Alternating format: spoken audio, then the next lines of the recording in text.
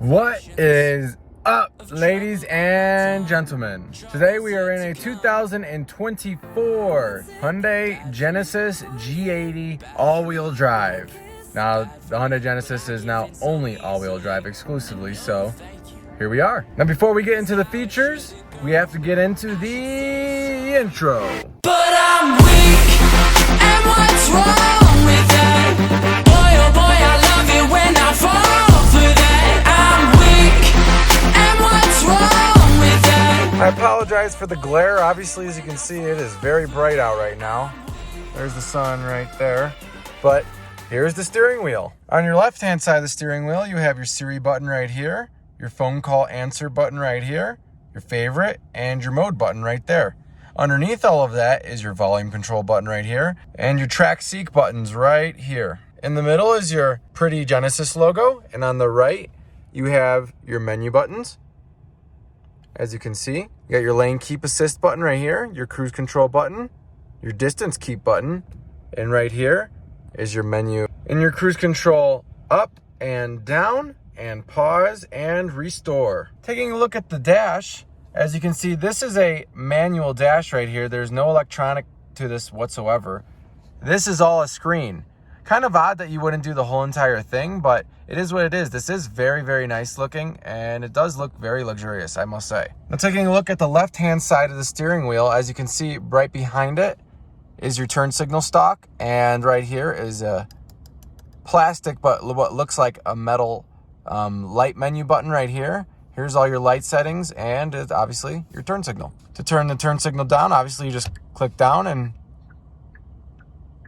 there's your sound. Now behind all of that is where you have your automatic off and on button right here, your traction control button right here, your cluster brightness button right here, whether you want to go brighter or dimmer, trunk open right here, and your parking brake right there. Underneath all of that, you have your fuse box panel right here, as you can see.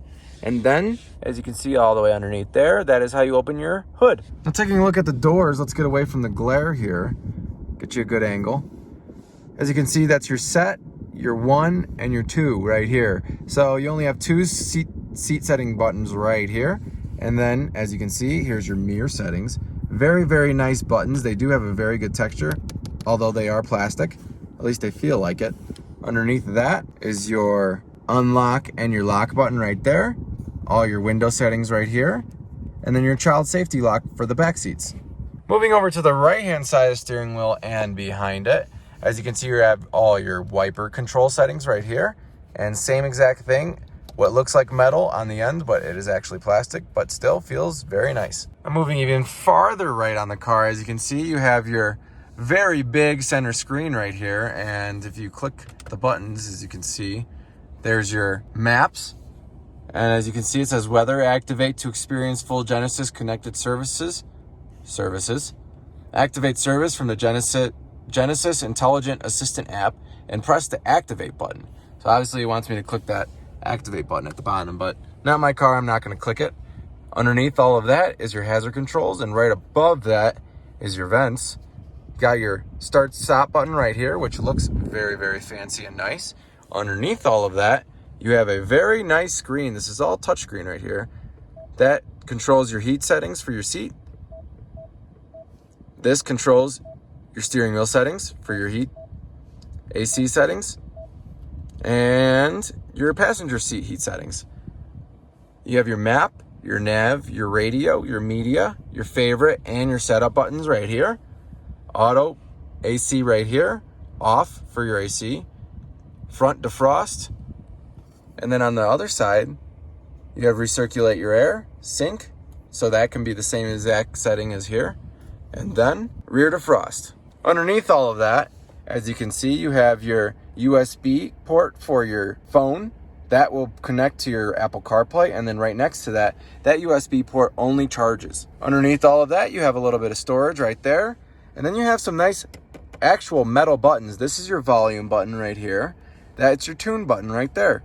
Your back, home, and menu button are underneath that, and this is your menu button to control your center screen. So if I twist this, as you can see, I'm zooming in. Now I'm zooming out. And if you move it left and right, that's how you control the screen up there. And you can also touch it. Two very standard sized cup holders, but they do look very nice once again. And this is how you shift your car. If you want to put it into drive, you shift it right, neutral, just a little bit right, and then for your reverse, all the way left. Park is you just click it in the middle. It looks very, very nice. See-through in the middle, and then on the sides, it's metal. So very, very cool, very fancy. And then your auto hold button right here. What auto hold does is it holds you on an incline or a decline when you're at a complete stop. So once you get your car at a complete stop, this button, as long as it's on, your car will just sit there completely still. You don't have to keep your foot on the brake anymore. Underneath all of that, as you can see, you have your drive mode select button right here, your parking camera button right there, and your parking assist button right there. And obviously everything is encased in a nice piano black trim, although that will get very dirty in due time. And the whole dash itself is extremely nice. Let's take a look at the glove box. As you can see, you have a little bit of goodies in here, obviously from Hyundai Genesis. Let's see what it gives you. What's inside here is a cargo net for your trunk. Glove box is a very standard size, nothing to write home about, and very, very standard. You just have to close it like normal. Taking a look at the back seats, that's where this car really comes to life. Holy cow. Golly, these cars are very, very nice. The seat stitching is very, very impressive. I like it. And that's all you really get. And taking a look at the roof, as you can see, it's kind of like see-through. I don't know how else to explain it, but it does look very cool. That's how the lights turn on. Very, very fancy. This car is going for luxury. And that's how it turns off. Very, very nice. No sunroof, so that's definitely a downfall. Definitely not very luxurious if it doesn't have a sunroof, but obviously that's where it would be if it did have one.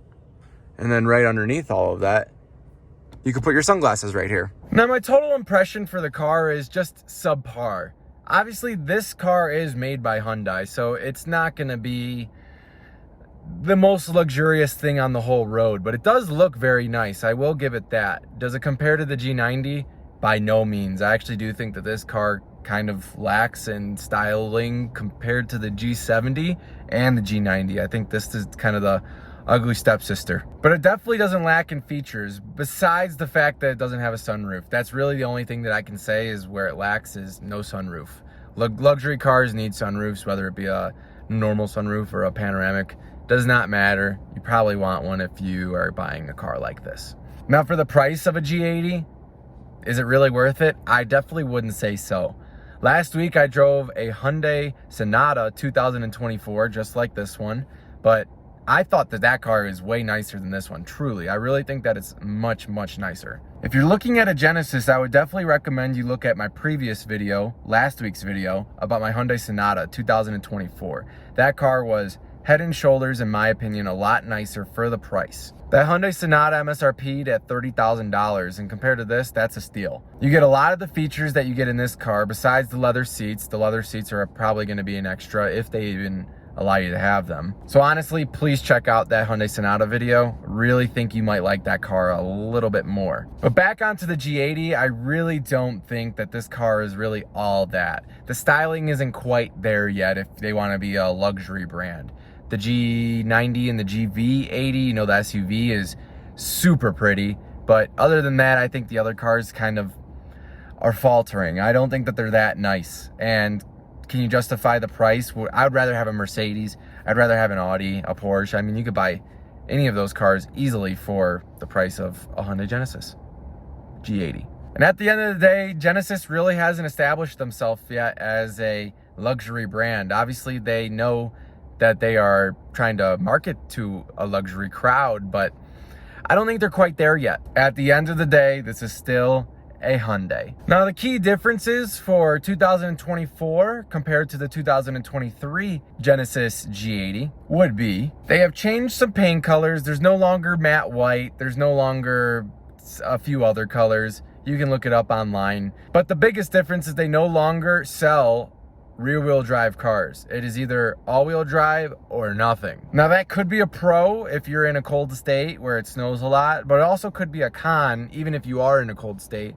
because if you blow a tire, that's 4 tires that you have to repair. All-wheel drive cars, obviously, They need to be balanced the correct way. If you have one tire that's full of tread and your 3 other tires are not full of tread, it's going to throw the car off. You definitely don't want that. But really, there is no major differences between the 2023 compared to the 2024 looks-wise, other than it's all-wheel drive now, only all-wheel drive. Obviously, in 2023, you could have gotten it all-wheel drive, but you could also not have gotten it all-wheel drive. So if you're watching right now, I really appreciate you. Thanks for watching till the end. I really don't have too much to say besides please like, comment, and subscribe.